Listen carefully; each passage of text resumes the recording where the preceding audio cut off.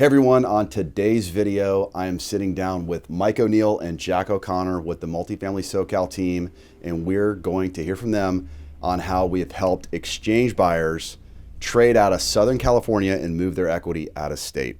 So thank you both for being here and sitting down, having a little coffee and talking about what we're up to. Yeah, glad to be here. Thanks for having us. Absolutely. Thanks for having me. I'm happy to be here. You got it. Well, we appreciate all the good work and the exchanges we've completed. And really, I think it's important on the exchanges both of you completed, helping investors move capital. We wanted to get a little bit of the backstory on how you help these investors, what they were looking to do, what they were looking to find, the whole process. I think a lot of viewers would appreciate it. A lot of folks are looking to exchange out of state. It's a common thing and it's growing. So let's just dive in on these deal stories. Yeah, so for those who don't know, Jack and I, we specialize in the coastal multifamily for CBRE within Dan's team. And we recently have helped a numerous amount of clients exchange from the coast into out of state. And a common objection most clients have is, what am I going to buy? The process, I've got to sell my down leg, exchange, I've got to get debt, all these different scenarios could be headaches. But really, we were able to put those headaches on ourselves and create this deal story. And the first one was 11 units in Carlsbad that we sold. We represented the seller in selling the property. We represented the buyer as well. And once we were in escrow for that property, we had a conference call with the ownership and said, what would you like to exchange into? So a couple states that they were interested in was Arizona and then Boise, Idaho. They wanted to be within a few hour flights of where they lived. And we actually arranged conference calls with our CBRE team in Arizona, Brian Smuckler, and then our Boise team, Peter Andrich. And within those, we designated some properties to find. And that was kind of the first step for us. Gotcha. So the ownership was already planning to do an exchange before they sold their down leg. There was conversations about that. Mm-hmm. They wanted to get out of state because of what were some of the main reasons? Yeah, so really good question, right? First reason was they own their property free and clear. They're getting about a 3% return on it. NOI was around $200,000.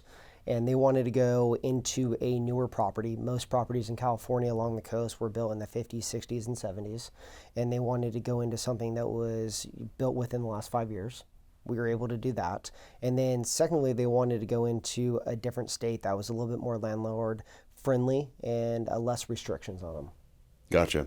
So how hard was it to find an up leg? I mean, a lot of investors, that's one of the biggest challenges is like, where I know what I got, I do want to exchange, but where is the inventory? How hard was it to find this up leg? Yeah, that's a really good question, right? Because people will always have the idea, I want to exchange, but I don't know what I'm going to buy, right? I don't want to be up against the ID period of 45 days and then pay taxes, right, on this. So we had those conference calls. In Arizona, we had multiple properties. Boise, multiple properties. And while we were non-contingent on the property we were selling for them, they trusted us. We flew out to these different states and we were able to find properties that they liked and they felt comfortable with. And the one that they ultimately bought from selling in Carlsbad, they bought in Boise. They bought a brand new 11-unit apartment complex plus 3 duplexes as well.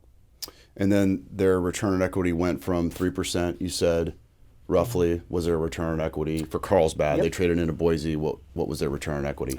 It was, so they went from 200 NOI to 300 NOI, and that went from a 3% to a 5%. 3% to 5%. Yeah. And it was a sales price of $6.2 million? Yes. They didn't have to take out any additional debt as well. So they went out there, they bought brand new construction, and they're going to be increasing their rents too. So it's really going to go from a 5% to a 6%.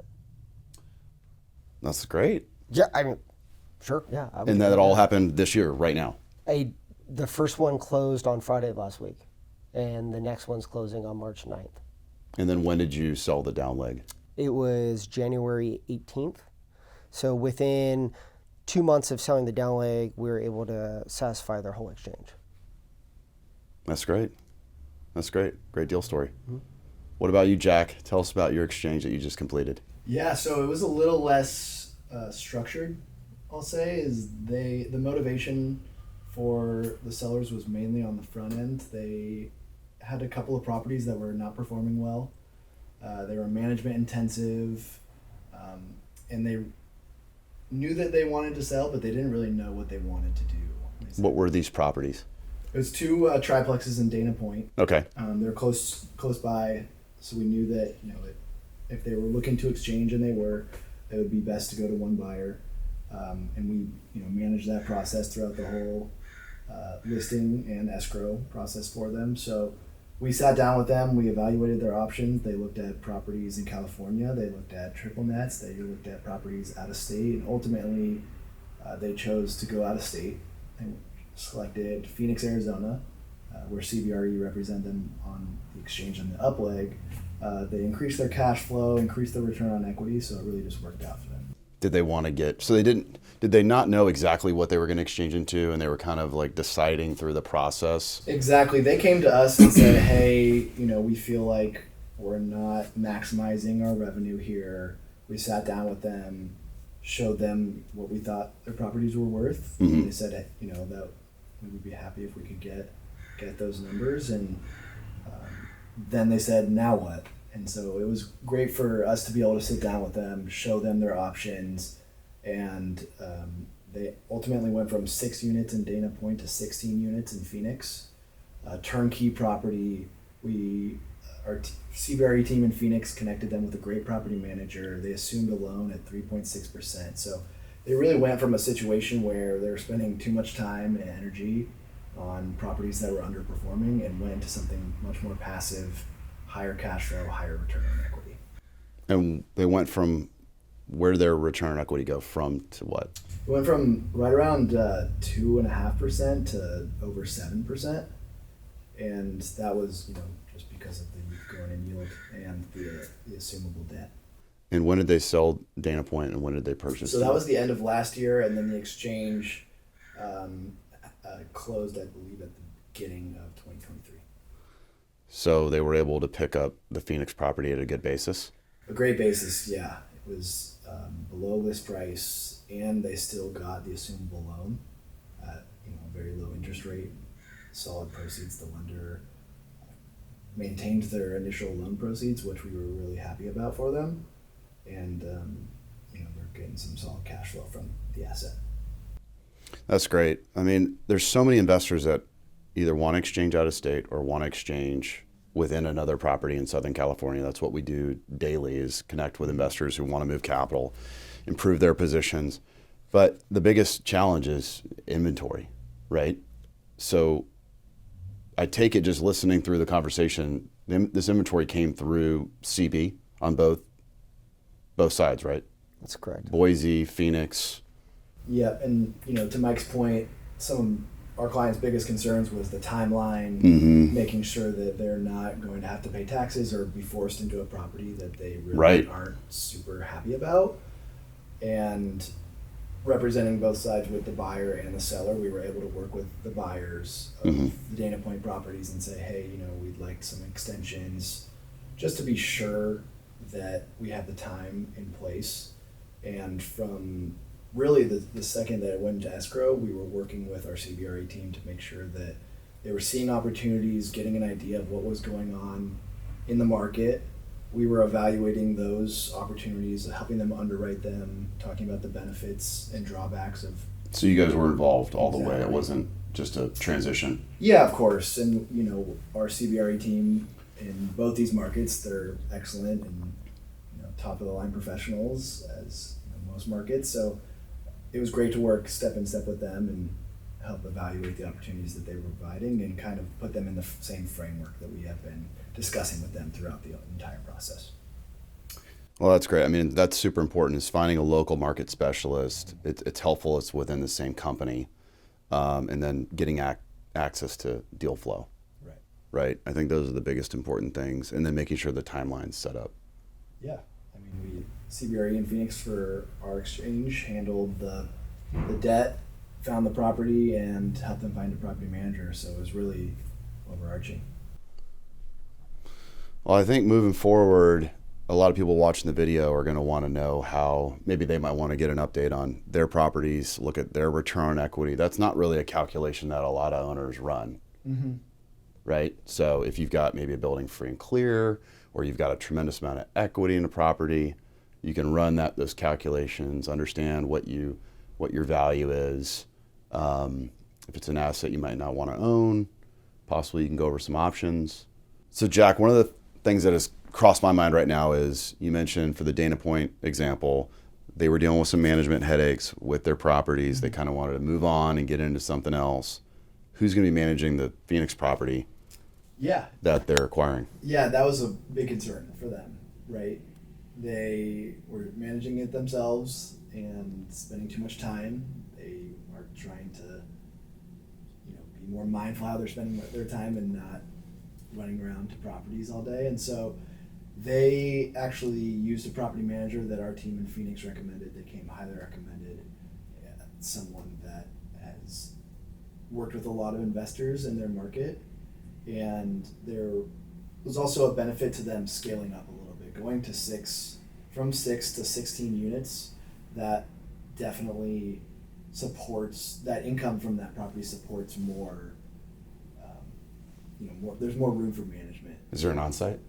There's not. Okay. Gotcha. It's not required in Arizona for 16 units. I see. Gotcha.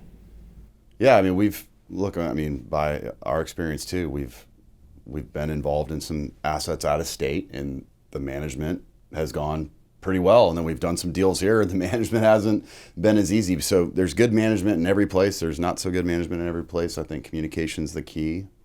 You got to take some level of risk when you go into a new venture, but the underlying fundamentals, it looks like they're getting definitely getting positive leverage with the loan assumption. Like, that's for sure. Yeah. But just on a cap rate level, the cap rates are higher, so you're getting closer to above the cost of debt with the cap rate, which is hard to do in Orange County or Southern California, especially along the coast. I don't know if that's really going to happen. Haven't seen it. And then also newer quality assets, turnkey assets, more inventory. That's hard to find. Mm-hmm. Did they add cash when they went from 6 to 16? No, they actually were able to purchase separately from this 16-unit property. They purchased an asset in Palm Springs that they're planning to do vacation rentals with. So they were actually able to split it up, and that was more of a lifestyle choice for them. They wanted something that they could run that they were a little more passionate about as a vacation rental, have that available for their family, and also increase their cash flow and get all these other benefits that we discussed. There's been a lot of people who've done well out of state. There's no doubt. We're very bullish here. Long term, fundamentally, it's going to be, they're not building any more housing in Southern California. We're big believers of owning real estate here, but everybody's plans are a little different, right?